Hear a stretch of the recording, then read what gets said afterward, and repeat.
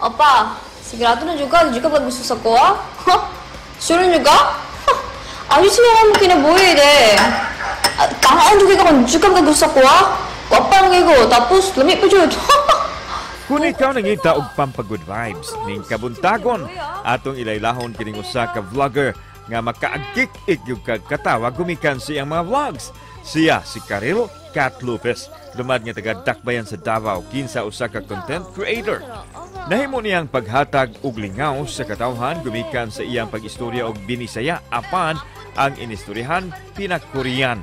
Gumikan ini nakaani siya og daghang subscribers ug mga pagdahig sa social media. Karong buntaga ato siyang makauban dinhilang sa GMA Regional TV Live.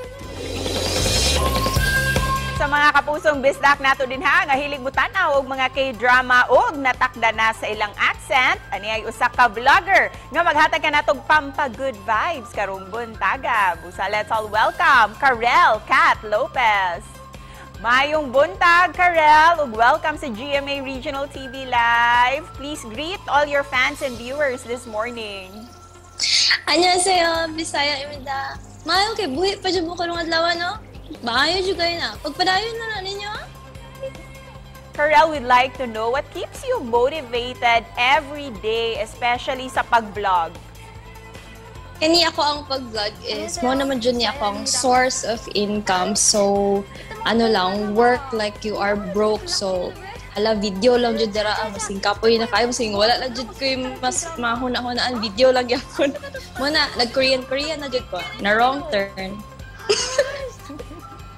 Ikaw, Karel, you have millions of subscribers and followers, ilabi na sa Facebook. Can you tell us kung unsay nakapa-unique sa imuhang social media content? Nganong daghan kaayong nalingaw ni Ini? Siguro kay ano siya, Bisaya manggod siya. Tapos unexpected lang ba na pwede din mag-sound Korean ang Bisaya. So lang, naging unique siya dahil pwede po, pasok yun siya. Pero sa baka nag-start ni Ining pag-vlog ni mo, o sa puy hinungdan, nganong imo kining isugdan? Nag-start ko og vlogging since 2018 pa. And then, pandemic happened. So, until now, natabo gyapon siya. So, katong first wave sa pandemic, grabe jud ang tutok mo jud ta sa mga K-drama. So, moto, permintin ako madunggan hatod sa gi-apply na jud nako siya. Moto, wala namin nagsinabta na isa balay, ana lang. So, usa jud ay ka kuan certified na kinain na ng K-drama, Karel. Nilamon ng K-drama. Yes, nilamon na ng K-drama. Ikaw ba, nag-expect ba ka nga may ani ka dako ang imuhang following? Honestly, wala jud kay nag-school ko, course na ko is tourism, and then plano jud na ko maging FA, grabe na jud kayo kung preparation, and then naging vlogger. Unexpected. And we won't miss this opportunity nga mangayog pa-sample gikan kanimo, Karel. Masking dili ka mangayog sample mo, hatag lang yapon ko. Char. Annyeonghaseyo, Bisaya imida, mga taga Cebu. Tanaw po, may mga taga Davao. Grabe po, kami gani. Grabe kayo mo tanaw sa inyo. Tapos kamo, di mo tanaw sa mua. Grabe. Kita-kita ra ba? Bisaya. Tapos, di ta magsuportahe. Grabe ya, Juday. I love you. How about ka ng pina-sweet and romantic nga pasample ni mo din ha? How about kung niagi si Crush, Karel? Unsay mong ikaingon? Hi kuya. Gwapo jud kay ka ba?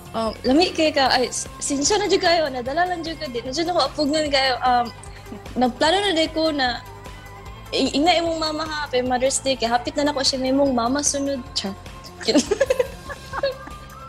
Pwede. Lagang salamat sa imong pa-sample, Karel. Busa, finally, unsay mensahe nimo sa ato ang mga viewers karong buntaga. Guys, thank you so much sa pagtanaw, and continue lang po sa pag-support, and God bless you po. And of course, Karel, please. Thank you. And please invite them sa imuhang mga social media accounts as well. So, kailangan pina-Korean, ha? Ay, ginoo ko, nahutda na dyan kayo Korean ba, pero pugsun dyan ako. Sa akong Facebook, Karel Kat Lopez lang po, and then sa Instagram ko and TikTok. Kamsahamnida, Karel. Daghang salamat. Stay safe. God bless you po. Stay safe po. And if plan nyo po maging vlogger din, go push nyo yan.